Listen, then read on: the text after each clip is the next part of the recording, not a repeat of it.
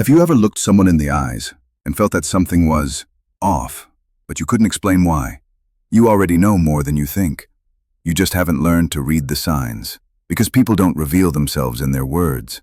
They leak truth in the pauses, the tension, the silence, the overcompensation. And Friedrich Nietzsche saw this long before the world was ready. Today we'll uncover 13 dark psychological signs that can help you instantly read anyone. But more importantly, you'll learn how those same signs reveal your own unresolved pain. This isn't a quick list. This is a journey, one that might just change how you see everyone around you and yourself. Before we dive in, I want to know, which of these truths hits you hardest? Drop it in the comments, because being seen begins with the courage to speak. Part 1. The Mask and the Mirror. Most people think they're reading others when they hear what they say. But Nietzsche warned, every profound spirit needs a mask. The person you see isn't the real person, it's their armor. And the more polished the mask, the more fragile the soul behind it. Psychological truth 1. People perform who they wish they were. The overly confident friend. The coworker who's always smiling. The influencer who seems effortlessly happy. It's not always deception, it's survival. That smile may be their defense against chaos. The louder the laughter, the deeper the ache. Take Amir, a stand-up comic who always makes others laugh. No one suspects he struggles with depression. His wit isn't just a gift, it's a shield, a way to control the room so no one asks him how he's doing. Truth 2. Repression creates tension. People leak truth through discomfort. When someone avoids eye contact during vulnerability, changes the subject, or laughs too long, they're not lying, they're revealing. Look not at what someone says, but when they flinch. For example, Anna's voice shakes only when you mention her father.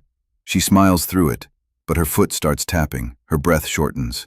She says it's nothing, but her body is screaming. Truth 3. Excessive morality hides the will to dominate. The person always correcting others, always taking the moral high ground. Nietzsche called it the will to power in disguise. Righteousness can become a mask for superiority. Moralizing becomes a way to dominate from the throne of purity. Truth 4. The mask isn't fake. It's inherited. Most people aren't pretending. They don't know they're wearing a mask. Because they were taught from childhood. Be polite. Don't cause trouble. Always smile. It was their ticket to belonging. Think of a woman named Julia, always helpful, always kind, but she says yes when she wants to scream no. She was taught that her anger made her bad, and so she buried it, but you can feel it, in her tension, in her polite exhaustion. Her kindness isn't her nature, it's her armor. So ask yourself, what mask do you wear? And more importantly, who taught you to wear it?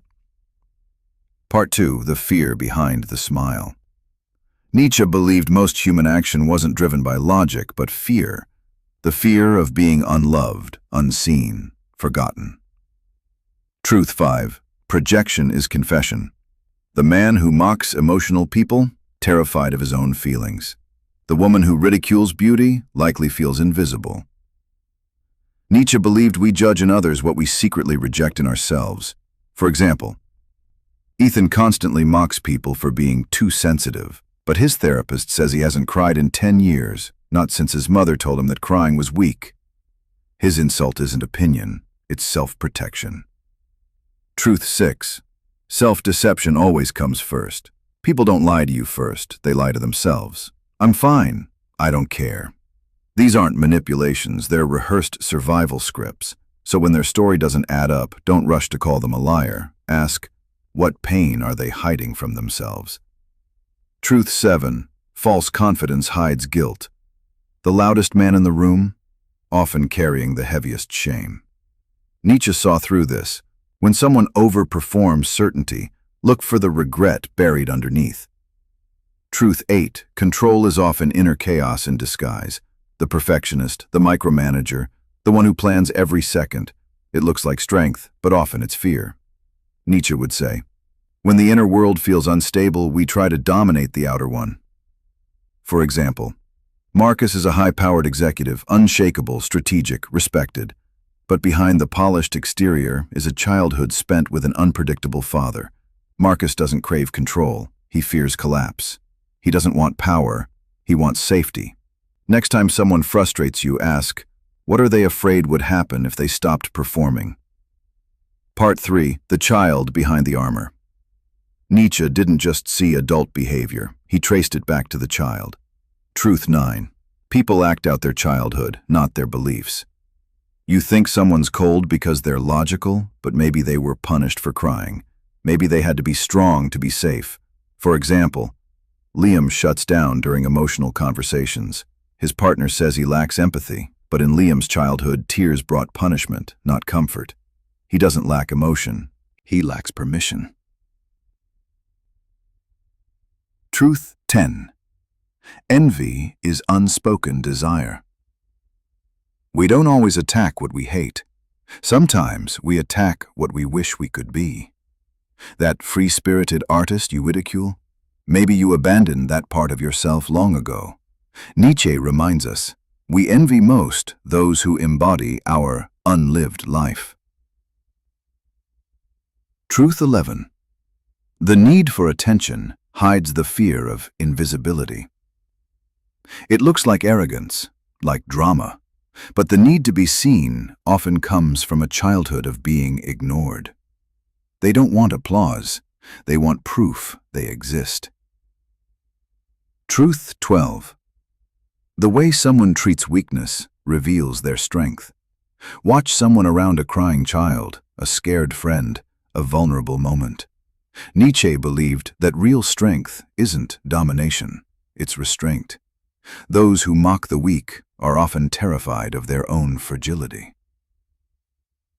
For example, a woman named Lara interrupts everyone, talks over people, posts her perfect life online. She's not cruel, she's scared. As a child, silence meant invisibility, being overlooked.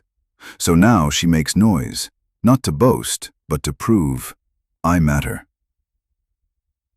So ask yourself, who in your life is performing to protect their inner child? And what part of you is still trying to be heard?